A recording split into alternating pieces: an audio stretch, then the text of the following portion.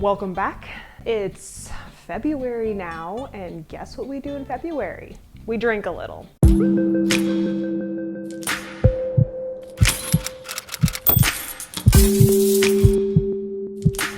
So some of you may or may not know that February is the month of heart awareness, and it's important because your heart is one of the muscles in your body that just never stops working. It literally just never stops, which makes sense. You don't really want it to stop, but it's important to take care of it.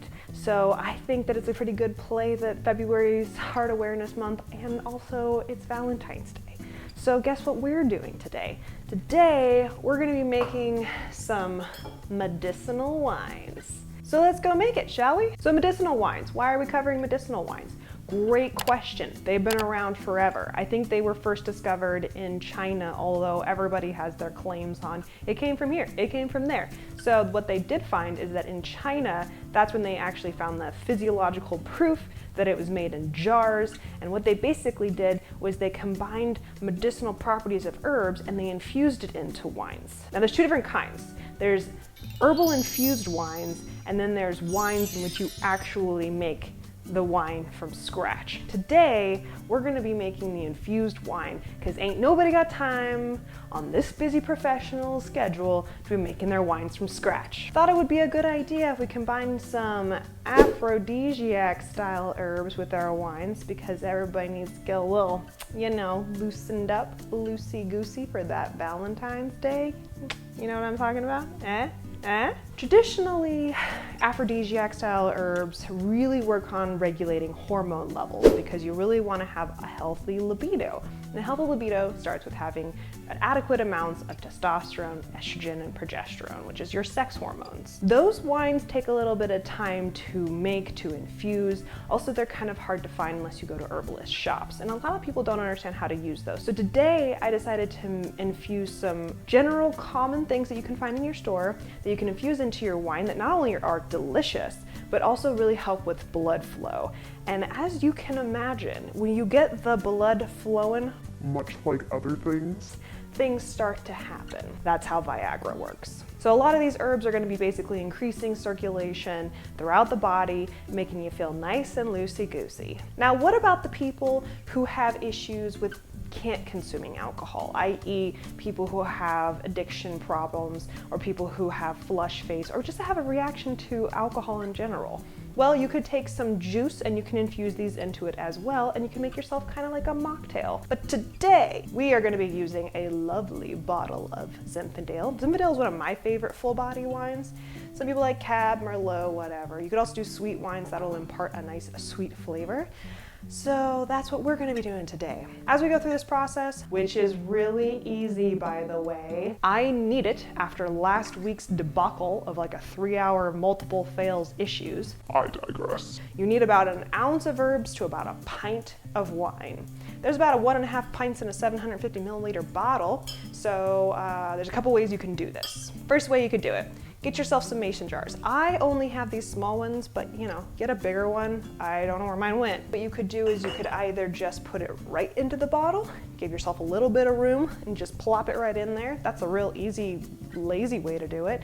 Or give yourself some room, pour out the wine into 3 different jars, and then just infuse it in there. First thing you're gonna do, you're gonna open your bottle of wine. I thought that it would be interesting if we talked about some facts and myths when it comes to wine, because a lot of people say some things that I think that it's important to debunk when it comes to wine, because I think people are just looking for an excuse to drink. Hack, by the way, if you go around the outside of this little thing pops off, boom, and then use your little man. I love these. They're so cute, aren't they? So the first myth that I probably want to talk to you guys about is just the fact that people say red wine has antioxidants, which is kind of true. There seems to be a little bit of this fact myth issue when it comes to wine. People say, oh, it's got these amazing health benefits for you. It can, if you don't drink too much. So yes, if you have a little bit of red wine, then you could be benefiting from those amazing antioxidant properties that red wine tend to have in them. But if you drink too much alcohol, you're depleting yourself of minerals, vitamins, and all that kind of stuff anyway. So you're not really doing yourself a favor. You ever smell your corks? Oh, they smell so good. We're gonna let this breathe and kind of open up as we put it aside as we start working with our herbs. Something to note when it comes to herbs. You want to activate them, i.e. you want to crush them up. So when it comes to things like cinnamon sticks, this is actually bark. It's a bark off of a tree. So what you really have to do is you have to kind of grind it up, or you can kind of crush it up. That helps activate it because it's been dried, so it's got things in it, but you got to like crush it up to get its benefit. Same kind of thing with the rosemary. You kind of have to bruise it to get it kind of activated. And then the ginger, this stuff is just potent, so you just have to peel this and chop it up, and then you get those activated benefits as well. Okay, let's start with the cinnamon, shall we? Good fact about cinnamon. Cinnamon has some pretty amazing benefits.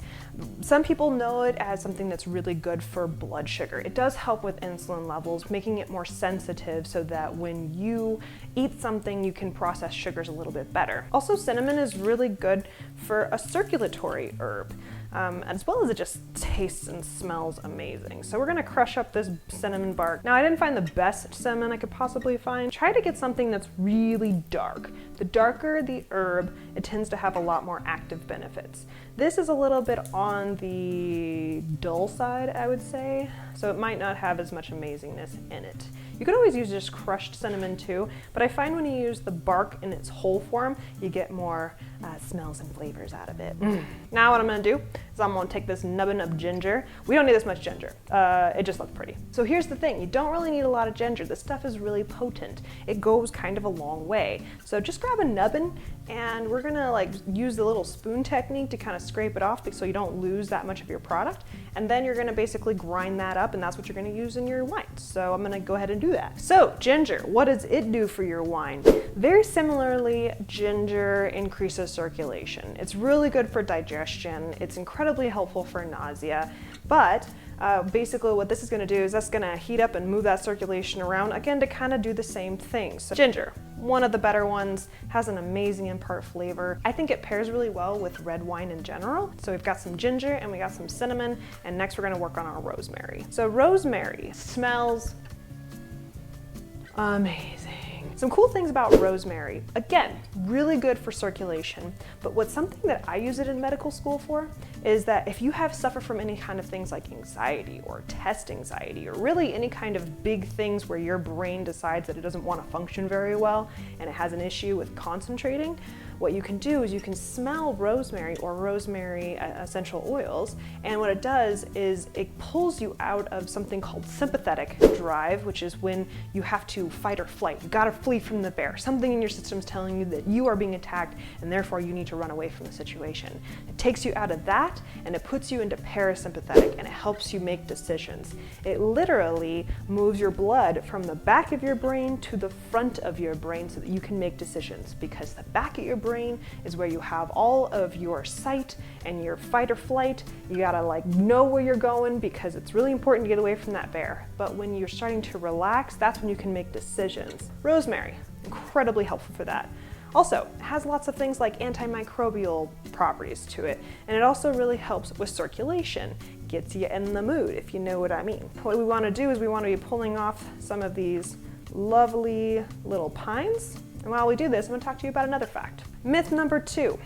Red wine lowers cholesterol. This isn't entirely wrong, but it kind of depends on how much you drink. Red wine has been shown to actually increase HDL, but in larger quantities it actually doesn't do anything for your LDL. So HDL is H stands for healthy, and LDL, that's for your bad cholesterol. The last myth I'd like to talk to you about is talking about how red wine can actually decrease blood pressure. Now here's the thing.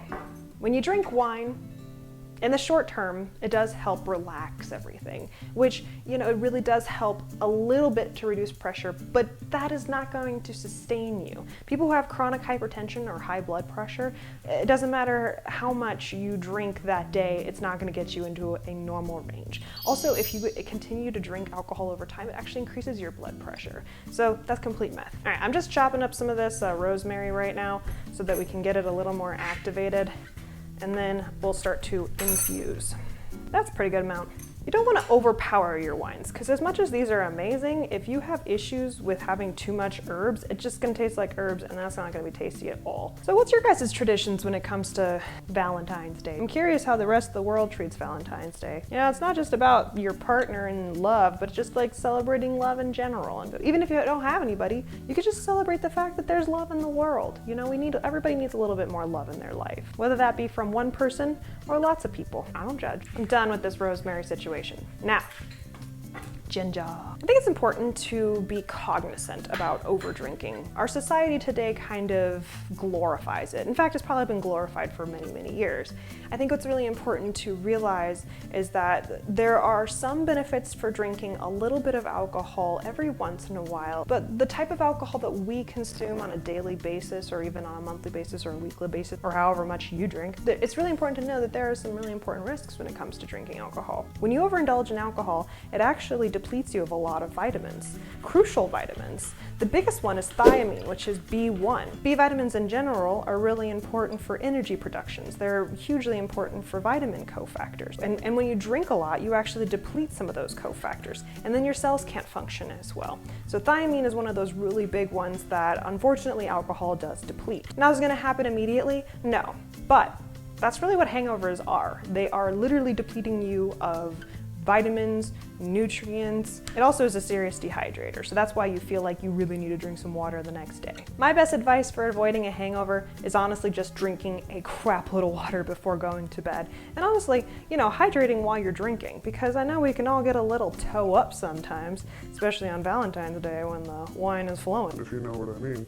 But what's important is that we can function the next day. Fun fact, alcohol is actually a toxin. It literally poisons your body. Okay, I think that's enough ginger. If we go too much, we're just gonna have like some spicy ass drink, okay? This is the easy part. So we're gonna portion out our wine into all three of these jars. We're gonna basically put our herbs into the jars. We're gonna put the lid on, shake them up. If you don't have one of these, again, get one of these. It's the wide mouth ones. So these are really nice because you don't have to worry about spilling it out, and also you can use them for like salads and stuff because they have a really wide mouth, which is really nice. So let's pour these out and see how well I'm good at pouring.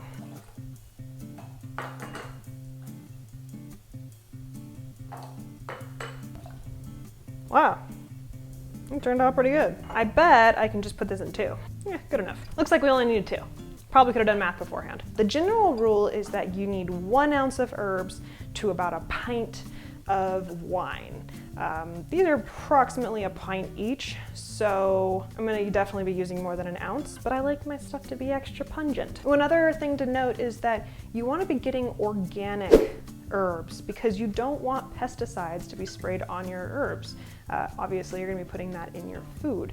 And honestly, organic herbs are only like 50 or 60 cents more than non-organic herbs. So you might as well just be spending the extra 60 cents and make sure there's no pesticides being sprayed onto your food, which then you're gonna put into your water, which then is gonna go into your body and then your bloodstream, and it's just toxic. So just circumvent that with 60 cents. But anyway, I never told you why particularly we were doing this a couple weeks ahead. It does take 2 or 3 weeks in order to really infuse this one in, which is why I'm doing it way ahead of time of Valentine's Day. All right, rosemary's in. We're gonna be putting in some of this cinnamon, again, crushing this stuff up. Do you guys really like cinnamon? I'm a huge fan of cinnamon personally. Fun fact, there are different kinds of cinnamon out there. There are different kinds because there's different kinds of species. The Latin name for cinnamon is cinnamon. All right, cinnamon's in. Last but not least, we're doing ginger. I'm gonna do about half skis. This might be really intense, but you know, ginger is just really good for you in general. So plop that right in there and we're done. Easy.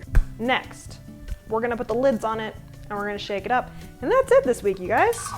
So easy. Give it a good shake. Just realized I'm wearing a white shirt for this. That could have been disastrous. All right, now you got stuff floating in it. Beautiful. Another thing people do is they'll just reuse the wine bottles. So they'll just take this mixed up mixture and they'll just pour it right back in here. I find that to be an incredible big pain in the butt because then I have to shove all of the stuff I just put in here and there, and that's kind of a pain in the ass. So I don't want to do that. I could definitely say it would help because then it could just save room on your counter. Anyway, now you've made your wonderful, beautiful infused wines, and then you just wait a couple of weeks And then when you're done with that, you're going to take a cheesecloth and you're going to put it over the top and you're gonna strain it out. So then right on Valentine's Day, instead of getting a fancy dancy bottle of wine, make yourself some infused wine. But I hope you make it special for your Valentine's Day. So that's about it. So I hope you guys enjoy it. I hope it's something that you guys try.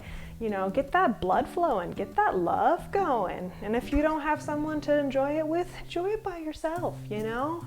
It's gonna be delicious for you. And if you can't drink alcohol, make yourself some infused grape juice, because that's also delicious. I was thinking about doing a segment on this channel called medicinal mocktails or medicinal cocktails, in which I would be able to make some kind of cocktail like this for you guys and talk about some ingredients with them, because I used to be a bartender and I know a lot about a lot of things, booze, botanical medicine, so I could talk about the ingredients and why they're good to have in certain beverages. So let me know in the comments if you want to see that.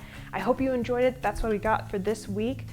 Make sure that you take care of yourself and your wine and your food and your health. If you wouldn't mind giving this video a nice good thumbs up if you are enjoying the content. Go ahead and put in the comments below what you would like to see next. Do you like the mocktails idea? Do you want me to go through some of those kind of things as well as some food types? And I'll see you guys in the next one. Bye.